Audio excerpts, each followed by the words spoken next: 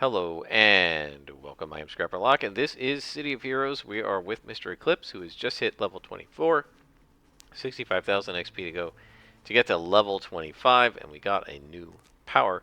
And the new power I decided to get was this one, Life Drain. So this is a power where we do about 50 damage to a target and gain 50. Basically, you're taking his life onto yourself. And so that is a bit of a self-heal, so that's nice, and we'll be enhancing that because that's pretty cool.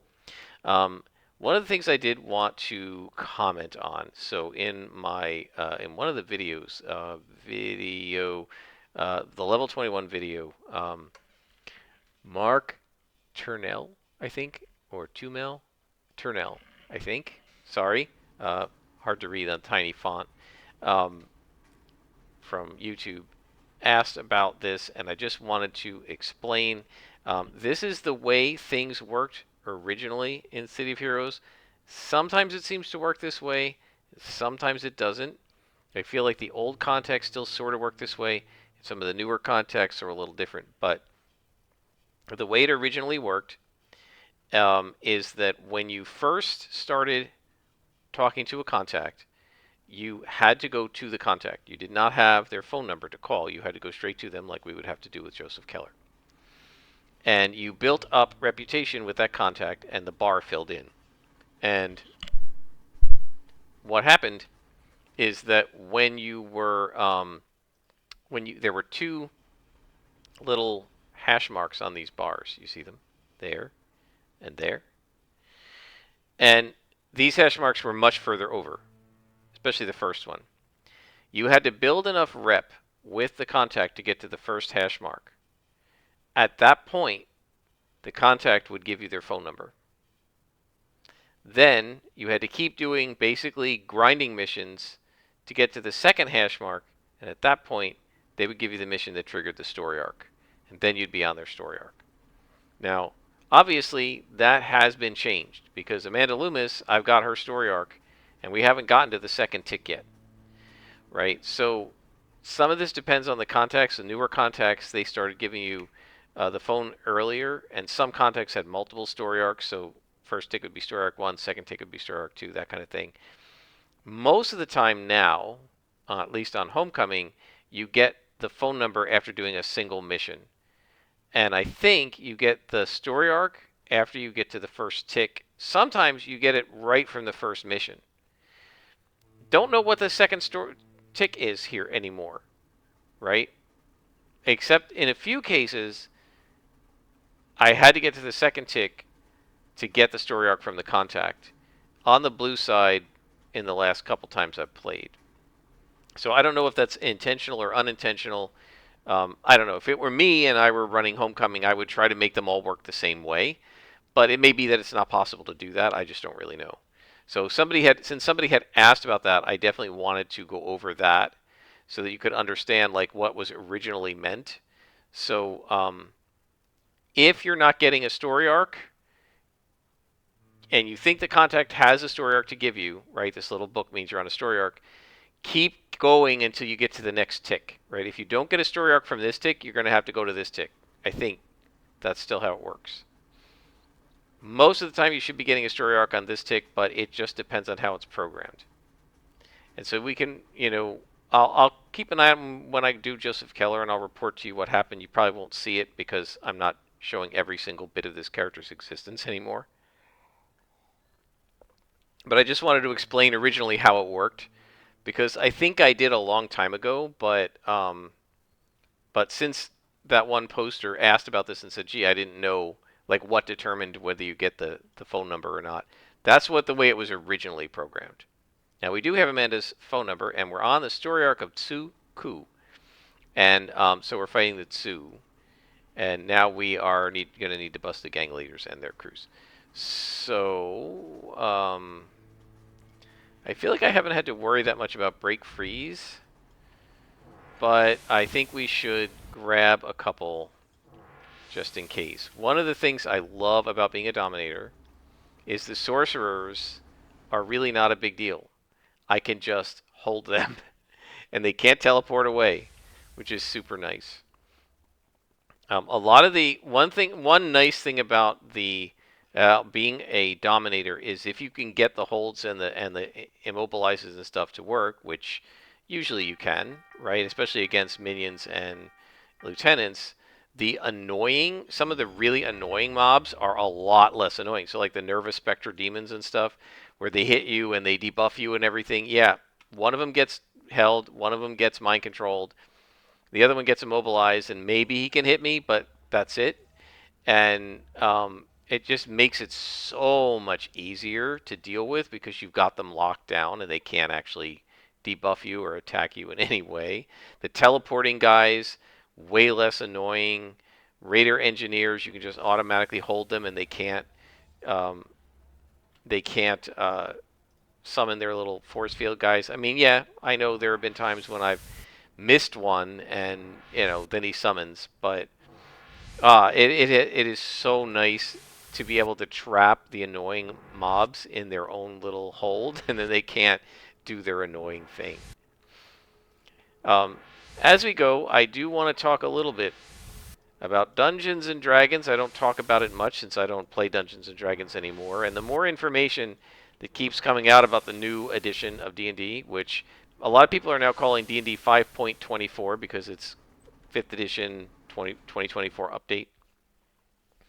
The more I hear about 6th edition or whatever you want to call it, 5.24, the happier I am that I have nothing to do with it, and I'm just dreading the day when my best friend decides to take over, and I'm going to have to tell him I don't think I'm going to be playing this game. And I don't want to really do that if possible because it could easily be said, well, hey, we played Deadlands with you for like a year and a half. You can play D&D with us, but it's really not a matter of the game so much as um, being a matter of what they're putting into the game. Oh, I was going to try to drain that guy, but he decided to. I unfortunately missed him. It's really disappointing uh, when you're going to try a power for the first time and it misses, just to see how it works. There we go. Self heal didn't need to actually do that, but that's pretty cool. Um, so the news that I've heard is that there's been some, I guess, in an effort to try and control the PR around this new edition of the game and the virtual tabletop, which is called 1D&D. Some of the higher ups at Wizards of the Coast, including I don't know, their VP of Hasbro or whatever, and the person who's now in charge of Wizards of the Coast of Dungeons and Dragons, the D&D publishing lead or whatever, have given some interviews.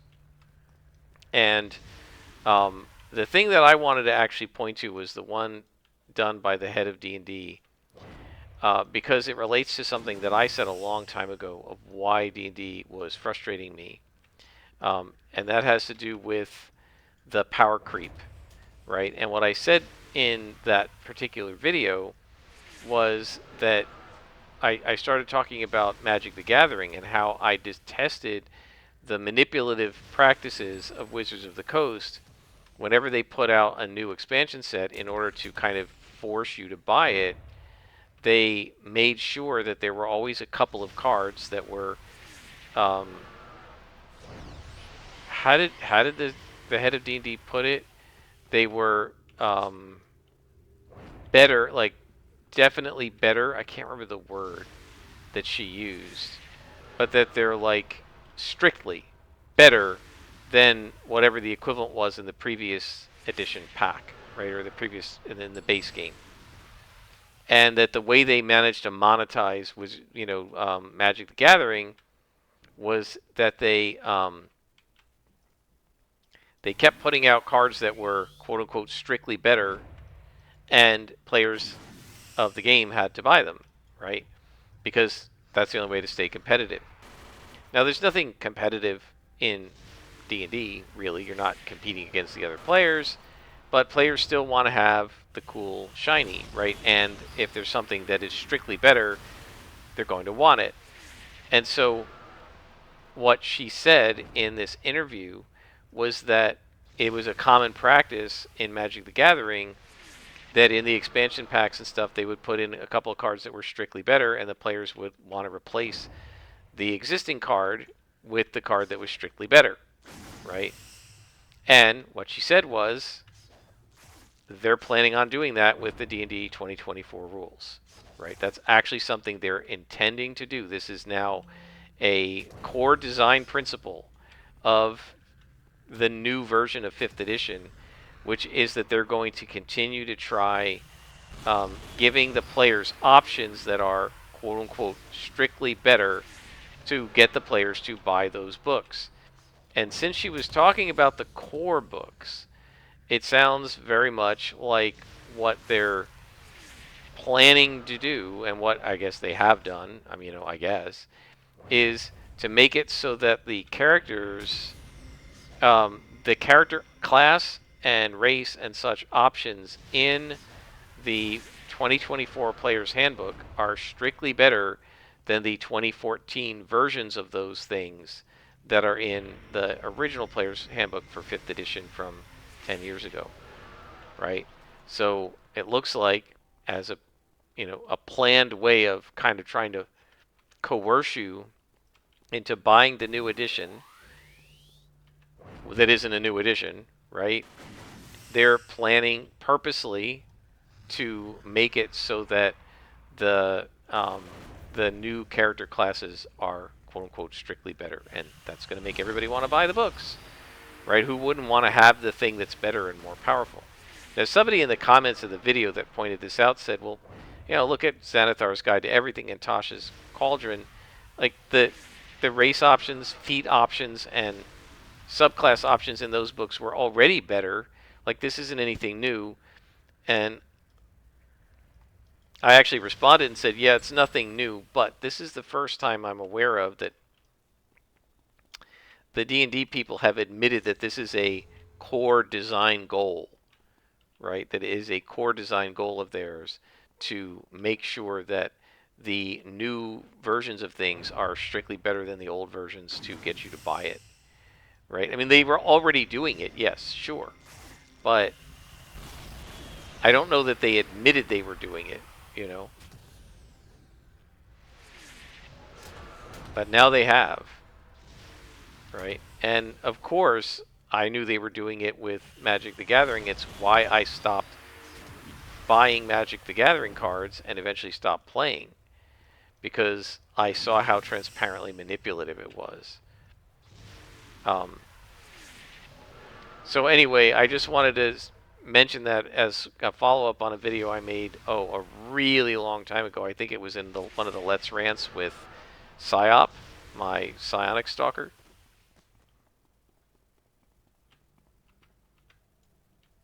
Now here's another annoying enemy, the Ancestor Spirit. Got him. And you can go fight him. So the Ancestor Spirit, while held, cannot desolidify and run away and be annoying.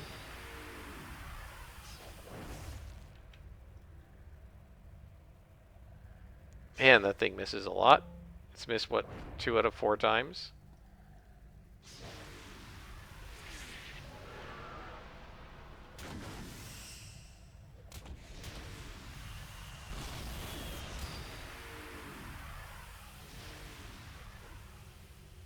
Wow. Okay. Now we're already 1 bead into level 24.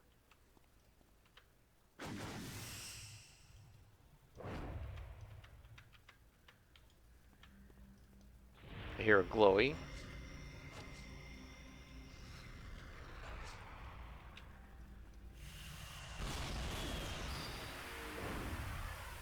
The nice thing about being a Dominator is you can really control a bunch of the characters, the enemies at once. And that's pretty cool. Now what I need to do the next couple of levels is get those AoE powers that I don't have yet.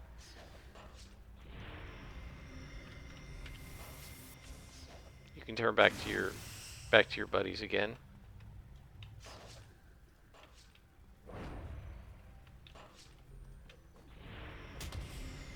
Definitely do not want these guys meleeing me.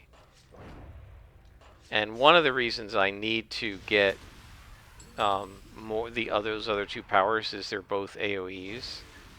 One's an AoE Disorient and the other is an AoE Fear.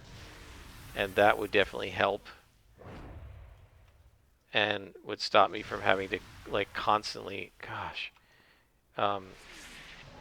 constantly alternate single target holds across multiple characters.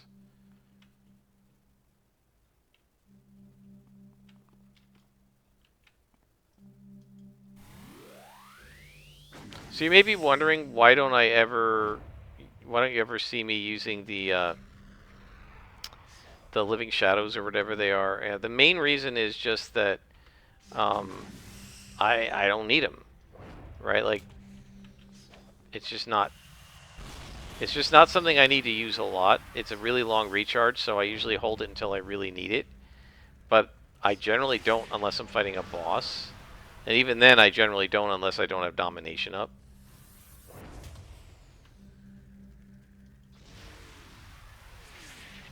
So I feel like I've taken a bunch of sort of situational powers, and there are only a few that are bread and butter right now.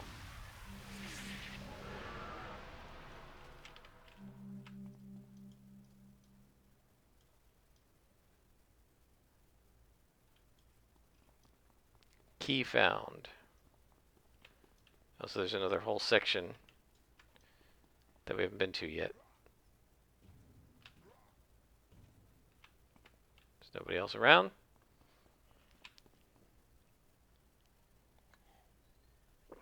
So if you are a D&D player, post down in the comments, are you planning to switch editions to the new version, D&D 2024 or whatever you're going to call it? Are you going to switch right away? Are you going to maybe wait and switch later after, like, for instance, one of the problems potentially is that the Player's Handbook is going to come out in 2024, but the Monster Manual and the Dungeon Master's Guide are not going to come out until early of 2025. And so it's really interesting that this is kind of almost the opposite of how they did it in with AD&D. And with AD&D, the Monster Manual came out first. I think there was an understanding by Gary Gygax that if you're going to GM a game of Dungeons & Dragons, you're going to need a whole bunch of monsters to draw from. Otherwise, you're going to have to make them up. So what people are going to have to do is use the 5th edition monsters with the 6th edition player characters, I guess. Don't know how well that's going to work. Especially if there's power creep, right? And so the 2024 player characters are more powerful, and you don't have buffed up monsters to, like, match the power level of the player characters. You could have some very easy fights that the GM doesn't realize are going to be easy. I mean, the 5th edition fights are already way too easy for the player characters. The monsters are all way too weak for their challenge rating. I mean, like, dramatically too weak. Like, they fight like half the challenge rating that they are. So it's like a challenge rating 4. Yeah, it's more like a 2. Speaking of that, there actually was a guy who was like, "Oh, you're doing the encounter system. Everybody's doing encounters wrong." He was talking about the encountering days. Everybody uses challenge rating, but you're really supposed to use how many experience and have an experience budget and so on. And he said, they talked about the 6 to 8 encounters per day rule, right? And he said, well, I don't do that. Like, he started out by saying people are misreading what it says to do. If you did what it says to do, it would work, right? But then he went and said he doesn't do what it says to do, right? He only does 3 encounters, 1 medium, 1 hard, and 1 deadly. Yeah, I don't want to be up there because there are more guys up there. So I'll pull them down. That's fine. And then this guy will get hypnotized. There we go. Yeah, so I even posted into his channel and I said, look, you said We aren't doing it the way it says in the book, and then the way you propose to do it is absolutely not what it says to do in the book. So, what's the deal? If the book were right, you wouldn't have to make up your own homebrew rules for how to do encounters, which is literally what he did. Right? He does 3 encounters per day. One, I think he said 1 medium, 1 deadly, and 1 hard, or something like that. Right? So, oh, I thought these guys were bosses. Oh well. Let's control you. So yeah, that isn't what they say to do in the book, which means that the book is incorrect, right? What do people say? You can't use the system in the book, right? And what they're doing is they're criticizing Dungeons and Dragons for putting a system in the book that does not work as written, right? And he said, yeah, it does. I use it, except I don't use it as written either. Because it doesn't work as written, right? Why do people use challenge rating? Because it's easy to use. The experience budget system that they put in there, you got to take a freaking spreadsheet, and it's like you're doing like accounting, like actual accounting, like you're an accountant, you're like a CPA. I mean, like nobody wants to make up encounters like that. That's ridiculous.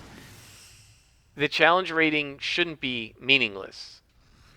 And in other games that are like D&D, where they have something like a challenge rating, the challenge rating is actually meaningful, and it actually does what it says. So apparently, as I understand it, in Pathfinder 2, they made sure that the challenge rating is strictly correct. And when they say like an encounter is hard, it is hard. When they say that it's deadly, it is deadly, right? Whereas the D&D stuff, it's not even close, right? I mean, once they got to 7th, 8th level with my characters, once they got to 7th or 8th level, I had to give them like 2 times deadly just to challenge them. Now, I do think that if I ever ran D&D again, which I won't, I would institute a different rule on resting. I talked about this actually on the D&D. I think there was somebody who mentioned this on a D&D Beyond forum, and I was like, oh, actually, this is brilliant. What he said was the premise of why the basic premise and the reason it doesn't work is because nobody does 6 to 8 encounters in a single adventuring day. It's absurd. You don't do it. Nobody does that many. And so what this person said was, so you need kind of to do that many, but like doing that many in a game day is just ridiculous. You're not going to usually do that many. So he said there's a really simple way to do this. He told his players, you can only long rest after 8 encounters. You can rest, but it'll only count as a short rest. Right? And you can only do 2 short rests a day. He said you can only do 2 short rests in between 1 long rest. So out of 8 encounters, you can short rest twice and long rest once. So basically you have 2 or 3 encounters and do a short rest, 2 or 3 encounters and do a short rest, 2 encounters and do a long rest. That's it. And so he said, I don't care if it's been a month. You can only do a full rest. You can only do a full rest after you've gone through 8 encounters. And he said, if you do that, then the easy, medium, hard encounters kind of work. At least they work a lot better than they do if you're doing, what most people do is the players only do 1 or 2 encounters in a day, and then they long rest, right? So they've always got all their spells and all their hit points. They're never starting from half hit points down and with only 3 spell slots left. And so I'm not going to ever do it, but if I were ever to run 5th edition D&D or 6th edition D&D in the future, I would definitely institute that rule. Okay, so we bust the gang leaders and their crews. Where are the gang leaders, though?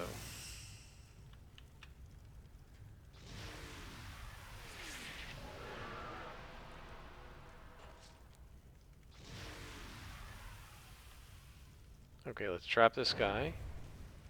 I don't see anybody else in our field of view, but clearly there's somebody around the corner because he was shooting at him.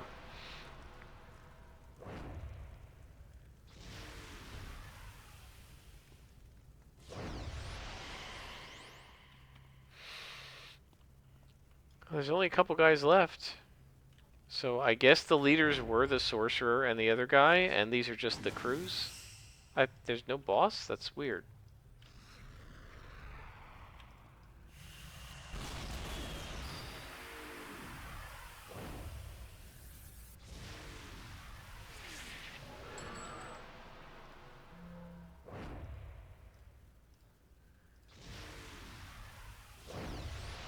Well, that is a cool power. That needs to be enhanced. So we do more damage and also heal more. I assume it'll take a healing enhancement. Let's check that. Life drain. Uh, yes, enhance heal. So we're definitely going to want accuracy. Probably accuracy. How much endurance does this use? Use a lot of endurance. Probably accuracy, endurance, recharge, and triple heals. It's not going to do. I don't think we can put damage on it because what we're going to want to do is heal ourselves with it. Okay, now we need to go to the next set of gang members. But I think I'll leave it here, guys. You've seen how we play at level 24. There isn't anything new in terms of, I don't think, in terms of enhancements. Yeah, there were no new slots, so just added this. So next level, we're going to be getting a couple of slots. I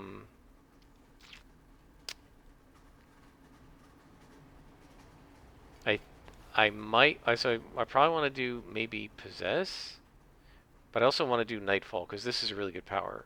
So I maybe do 1 and 1.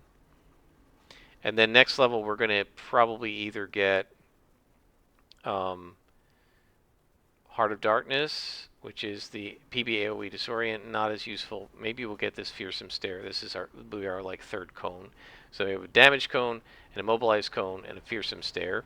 So maybe what I can do is immobilize everybody and then stare at them. And since they're immobilized, they're already going to be in a cone, and then you just stare at them to put them afraid, and then you hit them with your cone AoE. That sounds like a plan. So we will do that at level 26. But you'll see us at level 25. I'll show you my slotting, and then we'll come back and take a look at level 26. And yeah, we're almost halfway to the end of this character's leveling, but we have a long way to go. And I do want to mention, I should have mentioned this at the beginning, I'm probably going to be a good deal slower in posting. I won't be posting like every day because I'm finished with the backlog. This is going to be posted a day or two after I shoot it, and I've already posted the level 23, so I don't have any backlog. And I'm only doing one video per level, so unless something comes up that I want to rant about in between, and the levels are going to take longer and longer to get through because that's the way it works in City of Heroes. So I might, and now school started today, so I was teaching today, and so it may be we may be going down to like once or twice a week instead of every day because I'm done with the backlog now. So it's going to take a little while to level up. I'll be doing that kind of off screen, and I'll see you guys again at level 25. I hope you've enjoyed. Until next time, I am Scrapperlock, and this has been City of Heroes with Mr. Eclipse.